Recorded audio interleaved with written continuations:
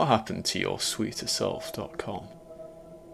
It was one of those horrid hidden web pages that could only have existed during the days of the digital Wild West.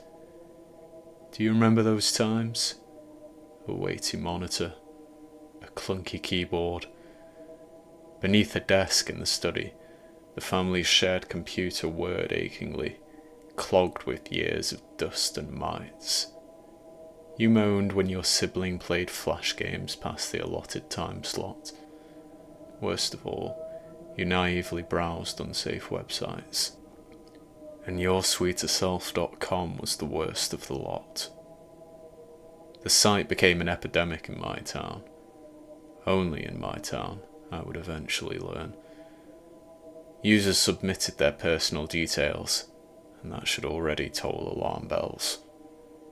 In return, they received personalised predictions of their future lives, their sweeter lives.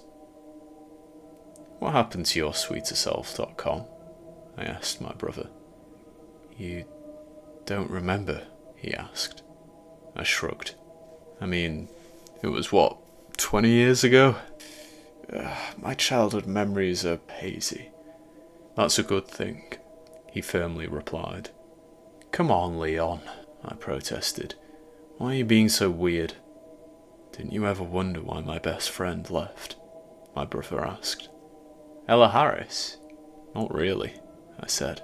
You drifted apart over the years. 5 years prior to the Harris family moving away, Leon introduced me to the website. He allowed me to join him in the study, a rarity from my sulky teenage brother. I sat on the filthy, threadbare carpet, watching my idol. I'm going to show you something cool, Eric. Do you promise not to tell Mum and Dad? He asked. I vigorously nodded my head, burying my elbows into my crossed legs and resting my chin on my palms. yoursweeterself.com was sitting in the address bar, and Leon tapped the enter key. A screen of hideously mismatched colours appeared. That was, of course, web design of the highest calibre in the 2000s, and the page's heading read, Welcome to your sweeter self. So you tell the website everything about yourself, Leon explained, typing away. Then, it reveals your future. And most importantly of all, it comes true. I giggled. That's silly, Leon. Oh, that'll be Ella, my brother gushed, springing out of his seat. Ooh, Ella, I teased. Leon re-entered the room with his best friend in tow. To my 8-year-old eyes, she and my brother seemed so ancient and wise. I would have done anything to be like them. Anything. Ladies first, Leon said, offering Ella the chair. Just delete my information. I barely started. Such a gentleman, she giggled. I made smooching faces at my brother. And he scowled at me. Name, age, and address, Ella said, filling the text boxes. Right, I've done all of the boring parts. Now it's time for some fun. Interests.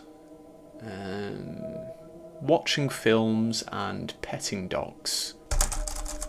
What else shall I say? Well, you need to manifest the best possible future, my brother said. What does that mean? I asked. Leon smiled smugly. It's just a little word I learned from Mrs. Ashcroft. Something to do with, making things happen. This site is supposed to give you the perfect future, right? Right, Ella said. So you need to, big yourself up, Leon shrugged. The better you sound, the better your future. Makes sense, Ella nodded, typing. I'm a big fan of horror films.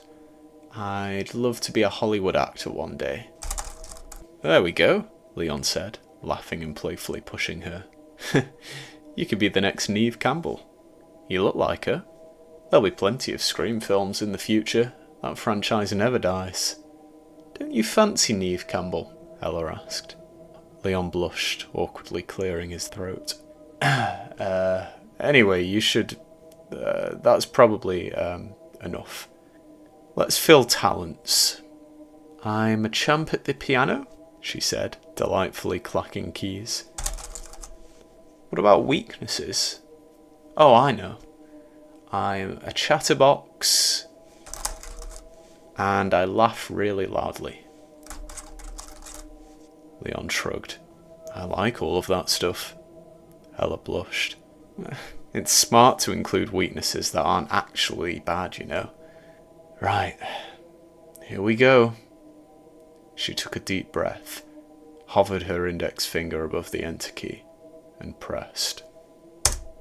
A processing page loaded, and the three of us sat in impatient, fidgety silence, pupils rotating in synchronicity with the circular loading bubble. And then the garish, multicoloured website returned. The result read, "Your sweeter self awaits. Ella Harris, your future is looking bright. You will star in a film as a successful pianist. You will live happily ever after with a German Shepherd. Once you're a star, you will never have to lift a finger or move a muscle. You're a princess." Wow, an actor and a musician. That's amazing, Ella, Leon said. She chuckled. Right, your turn now. I'm eager to see... The door swung open. That moment every child dreads. The unannounced entry of a parent. Kids, didn't you hear your mum? Dinner's ready, and... Ella, it's lovely to see you, my dad said. Leon's mum made a plate for you, too. Thanks, Mr. Poole, Ella replied. What are you little computer gremlins doing? Dad asked, leaning towards the screen. Your sweeter self. Wait, what is this? Oh, no, I've heard about this. My brother tried to divert his attention. Nothing, Dad, will... No, Mike's dad was talking about this website. Did you post personal information online, Leon? Dad asked, tone deepening. Leon began to protest. Dad, he didn't submit anything, Mr. Poole. It was me, Ella interrupted. My dad sighed, adopting a gentler voice. I'm really sorry, Ella, but I'm going to have to tell your parents about this, okay? You mustn't put personal information online. Do you understand? Ella's face dropped. Oh, my dad will kill me. Well, it wouldn't be right to keep it a secret, my dad softly explained. Come on, dinner time. And make sure none of you ever do anything like this again, okay? I could see the frustration in Leon's eyes. Dad was ruining everything for him and the girl he liked. Oh, and I'm changing the password tonight, Leon, Dad said, once we walked out of the room. It's bad enough that you're visiting dangerous sites, but I'm very disappointed that you involved your little brother. Yes, Dad, my brother angrily mumbled. He never got to see his future on yoursweeterself.com, and that would be the greatest blessing of his life. Over the following years, though Leon and Ella went to the same high school and sixth form, they grew apart. There was no serious falling out, not even necessarily the natural drifting that happens as children age. No, it was stranger than that. My brother told me that Ella became reclusive, unnaturally quiet. She didn't talk to anyone. She even stopped taking the bus. She would walk for hours to get home. And, in spite of those long treks, she somehow gained an excessive amount of weight. And the mystery walks continued when she started sixth form, my brother said. Everybody noticed that Ella was walking the wrong way home. You know, we actually sat together for 2 years in maths, and she would talk to me if we had to work in a pair, but she otherwise ignored everyone. Leon hesitated. Anyway, I decided I had to know what was happening. I did something bad, Eric. I followed her home from college. Yikes. I sucked my teeth. That's... okay. Where did she go? Leon told me that he followed Ella at a distance of roughly 100 yards. She took a winding path through the nearby park, and the day's light was dying. Night came, and Leon started to regret his decision. But they walked for another 30 minutes or so, until Ella reached the dilapidated warehouse at the outskirts of town, far from either of their houses. Leon concealed himself in some shrubbery, skulking in the shadows. Ella knocked twice, waited no more than 10 seconds, and the wooden door opened. My brother watched this childhood friend enter the warehouse. Every instinct was telling him to run home, but he didn't. I always loved her, my brother finally admitted to me, and I had to know why she'd abandoned everyone who loved her, why she'd transformed into a hollow shell. So I found another door. "You went in there?" I asked. Leon nodded. He told me that he clambered through an entryway barred with flimsy rotten planks of wood, an obstruction that effortlessly crumbled beneath the sole of his shoe. Fortunately, he didn't have to make a great deal of noise. My brother climbed over rubble from the crumbling building and made his way to a door in a brick wall. There were voices on the other side. Leon said that he'd never been so afraid in his life, but that would soon change. My brother quietly inched the door open, tiptoed through the gap, and faced the old factory floor. Beyond the rusted remnants of expended machinery, he discerned a large gathering of people. "Good evening," a man shouted. "Good evening, Philip," a haunting chorus responded. Leon crept into the ancient, dimly lit mill room, cowering behind equipment. A row of grimy tubed lights cast a greyish glow over 24 people. Half of them were teenagers, none older than Ella. My brother recognised Mike in the crowd, a friend he'd not seen in years, but what frightened him most was the other half of the group. Towering, leering men who hungrily eyed their prey. "Today I have some excellent news. This week, Ella turned 18, Philip roared, sparking a round of applause. Leon detailed the enigmatic leader to me. Balding head, decaying teeth, patchy food-stained beard, rimmed glasses that continuously sailed down the bridge of his sweaty nose. The description sounded so familiar. "Are you ready to make a film, Ella?" Philip asked. She absent-mindedly nodded. "Wonderful. Follow me, everybody," the yellow-toothed man grinned. Leon crouched slowly, watching the crowd of men and children enter another doorway in a neat single file. When their footsteps faded, my brother emerged from his hiding spot and rushed towards the door. He pressed his ear against the wooden surface, but he couldn't hear anybody on the other side. And he was surprised, upon opening it, to find a room of computers. Each screen cast a blaring white glow across the otherwise unlit room. They all displayed the same website, yoursweeterself.com. Leon told me that he almost fainted from fright. I felt much the same as he told the tale. He hadn't expected the ugly page to rear its head after 5 years, but my brother bravely pressed onwards. He sat at one of the desks and quickly realised he was looking at an administrative version of the website. On the screen there was a taskbar with numerous options. One particular button stood out: moulding. He selected the tab, and a long list of blue underlined links appeared. But Leon was drawn to the purple hyperlink at the top of the page. It sat under the headline Feast Day. Ella.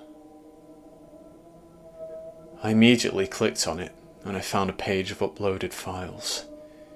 Each one had a .gc extension. I wasn't familiar with that. One by one I opened the attachments. They were bizarre videos of experiments. dating back to 2004. Leon shuddered.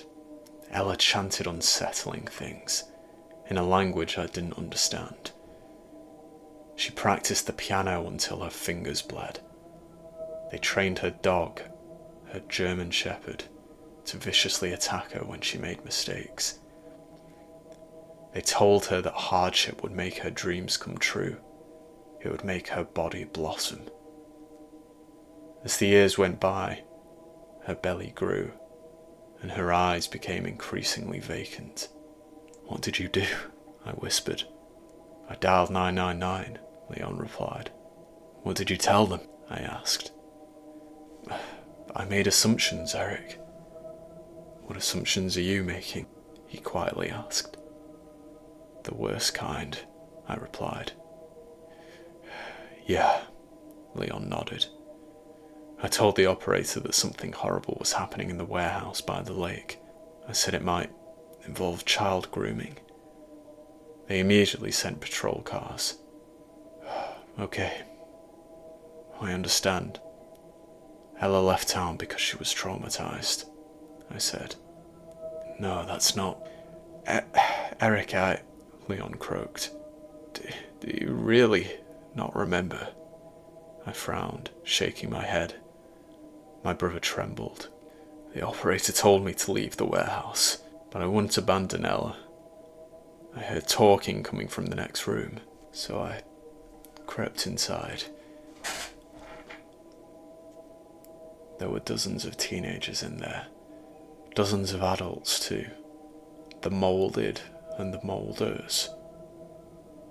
Leon paused for a second, clutching his hair in pain. "I don't know how to explain the next part, Eric, but each child bore an eyeless face. Not gouged, eyeless, as if skin had grown over the pupils. Minutes earlier on the factory floor, the faces of those same children were full and featured. They couldn't have been surgically altered. There wasn't enough time. What happened to them?" As Leon told the tale, I started feeling queasy. "Leon, nobody saw me lurking in the darkness," he interrupted. The faceless children swayed blindly, and the adults watched Ella's performance. Philip was filming her with a bulky camera on a tripod. She played the piano, and the adults slowly surged towards her. Leon shivered in horror, and I joined him. "The horror happened so quickly, Eric. So terribly quickly. The men started clawing at her arms and legs. They devoured strips of her flesh." "How sweet does she taste?" Philip asked, laughing horribly. One man even replied that he could taste her talent. I vomited on the floor, but my brother continued telling the haunting story. The worst part of all, the part which replays endlessly in my mind, is that she was laughing, Eric. Ella laughed as they ate her alive, Leon whispered. She continued playing the piano until they gnawned her arms and legs down to the bones, until she was a limbless torso, unable to press the keys or the pedal, unable to do anything but motionlessly laugh. It was a horrifying description, but I didn't understand why I was crying. Leon continued. "I walked past the children, Eric, blind statues, awaiting the return of their masters. I was driven by an urge to stop the nightmare. You don't know what I saw next, do you?" I shook my head, but some part of me did. Some long-lost, long-absent part of me. "I saw you, Eric," he sobbed. "My blind brother, standing beside the cameraman." "Philip," I said, tears dripping into my open lips. "Very good," the mastermind announced, chuckling sadistically. Ella, your sweeter self has satiated their desires. You have fed them well. Do you feel like a star? Yes, Ella monotonously replied. Thank you. Her torso was propped against the piano. Leon claimed that the sockets of her shoulders and pelvis were coated with fresh flesh, as smooth as the skin across the children's faces. There were no wounds, no indication that Ella's arms and legs had just been savagely torn from her body and eaten. Other than the most blatant evidence, Ella was nothing but a talking head and a bulging abdomen. She kept laughing until the police arrived half an hour later. How did she survive? Did you go on the computer before Dad changed the password, Eric? My brother asked. Did you go back on that website? I don't know, I wailed. It was so long ago, Leon. Why did I forget? Why is it all so foggy? Leon cried, and we hugged tightly. There was something else, Eric. Do you remember the machine in the corner of Philip's great hall? A server. It was a box with red lights. He said it was the Dream Maker, I finished, recalling a fragment of that distant horror. Every day, Philip would talk to it, the humming metal box in the grimiest crevice of the room. It was covered with tangled wires that looked like limbs, and two flashing lights beamed from its front panel. The devil's eyes. It wasn't alive, Eric, my brother said, consoling me. No, you saw it with your own eyes, Leon. They did something otherworldly to us. They grew us, fattened us with hopes and dreams, so they could feed. But you saved us. It wasn't me. The police came, my brother whispered, averting his gaze. Let's just forget. No! Before the police came, before anyone managed to stop you, you demolished the server, I said. Leon blubbered, wiping away an endless stream of tears. You were right, Eric. Enough. Stop. I shook my head. I remember the skin peeling away. My eyes returned. My mind. You saved all of the children. I forgot, Leon. I forgot everything. I know, Eric, my brother hoarsely said. Most of the children recovered. I want you to know that. But Ella was a shell afterwards, brutalized not just physically, but mentally. She was mostly catatonic. Even after the Moulders were jailed, she didn't wake from that awful trance. They've not finished the meal, she repeatedly whispered. How do you know that? I shuddered. Ella's parents talked, and still talk, to Mum and Dad. They hoped it would keep me in her life, bring us back together, Leon explained. They feel responsible for what happened to their daughter. After Dad told them about the website, they got rid of the computer. They had no idea she was still in contact with those monsters. They couldn't have known, I said.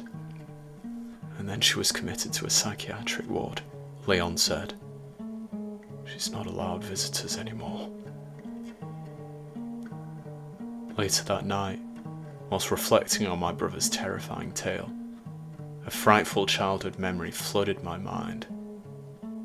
On Ella's feast day, Philip said something to me.